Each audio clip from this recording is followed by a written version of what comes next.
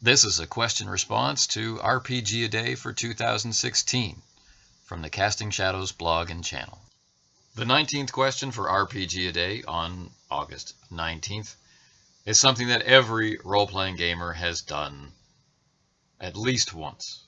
And that is learn a new game. So the question is asking you, what is your way? What is the best way for you to learn a new game? People learn in different ways. And with the breadth of our hobby being so expansive, with so many different ways to play, different ways to conceive of play, different end goals or end products of what play actually is beyond just a good time. There's even such variation in the delivery method, the way of giving the game content to the people who will play it and make use of it. There's so much variation in all of this, the way that we approach it so that we can best use the information that constitutes the game, the best way that we can learn the game changes. And through that process of learning new games, a nice byproduct is learning to learn new games.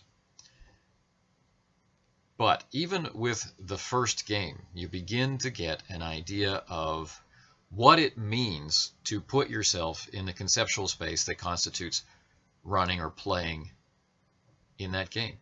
You had to learn first what it was you had to learn before you could effectively learn it. Which gives you an idea of what's ahead of you for the next game.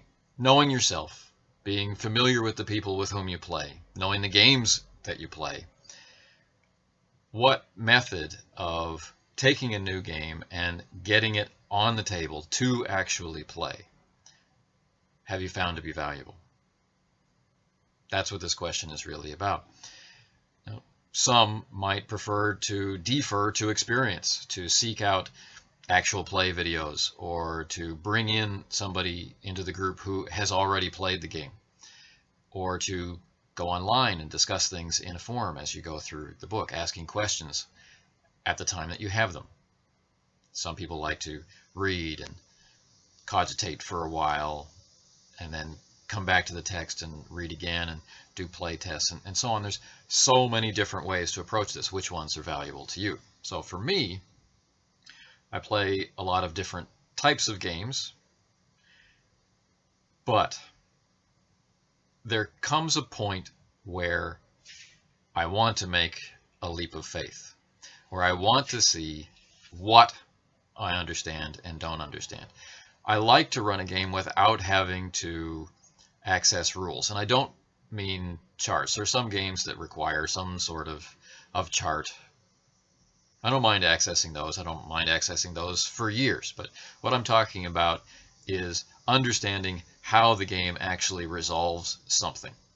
I don't want to suddenly have to stop the game and say, look, I have no idea how that works. Let's look it up on page 95, and that kind of stuff.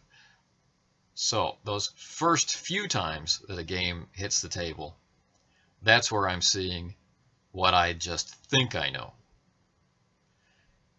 That's a really important part of the experience for me, that road test, where I know I'm not ready to run the game smoothly. But I'm comfortable enough, I have enough of it in active memory that I understand its basic framework. And I'm expecting at that point, or those points of play, that my perspective on what the game is actually doing when you play it, I'm expecting that to change. The way the game reads, often because of the way that it's written, is not always the way that it feels in play. Something may seem really slick and not complex at all, but in practice it breaks down into steps that you don't want. Or the reverse, something can seem so mind-bogglingly complicated with so many steps. Do this, do this, do this, do this, do this, do this, do this, in this order.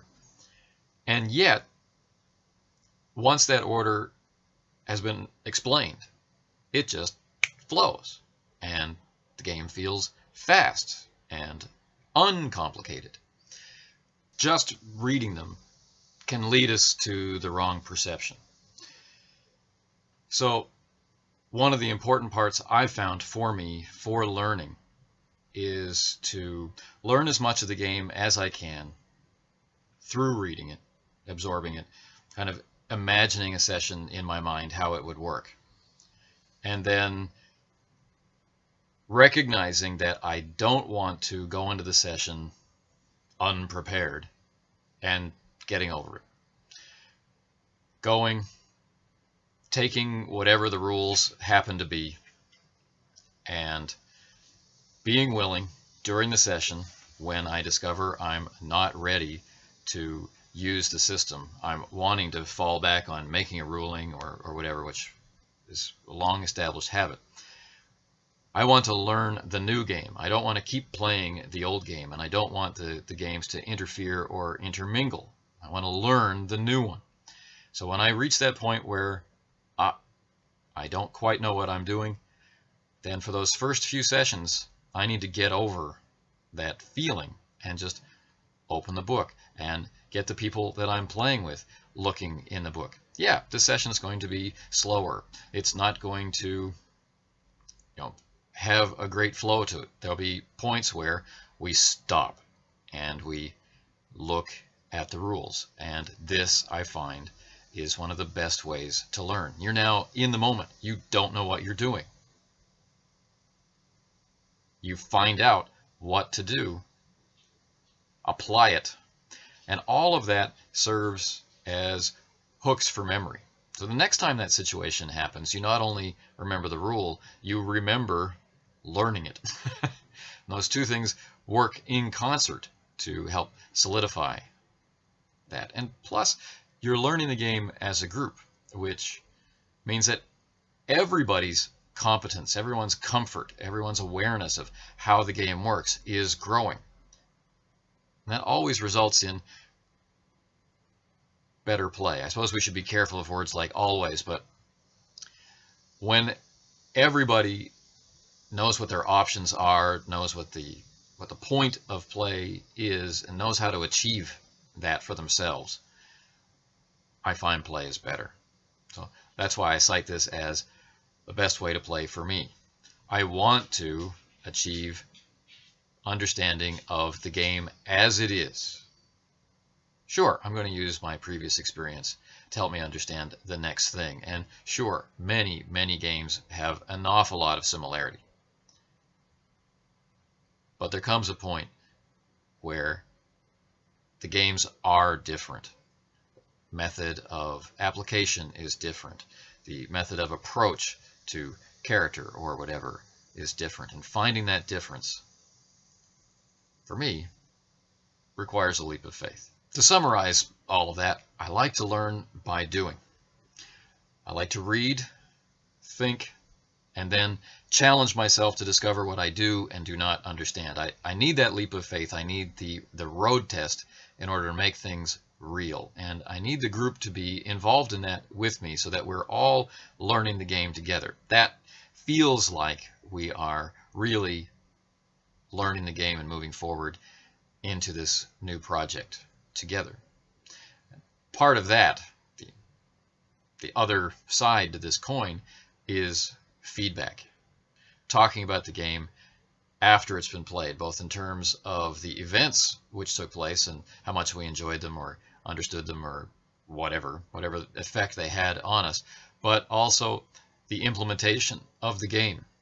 Do you like how this is done? Do you understand how this is done? Does this feel appropriate? Does it match what's going on? That sort of thing. Feedback about the system after you've taken one of these experimental road tests helps you address the text, the rules, or whatever before the next session. So that's it for me for this question. Much longer than I intended, but I guess that's the theme of the channel. Casting Shadows blog. Much longer than intended. So, see you tomorrow. Autocratic's RPG a Day is sponsored this year by the RPG Brigade. You can find out all the information you need to know about participating at brigadecon.org or view a live stream of responses at RPGaday.com.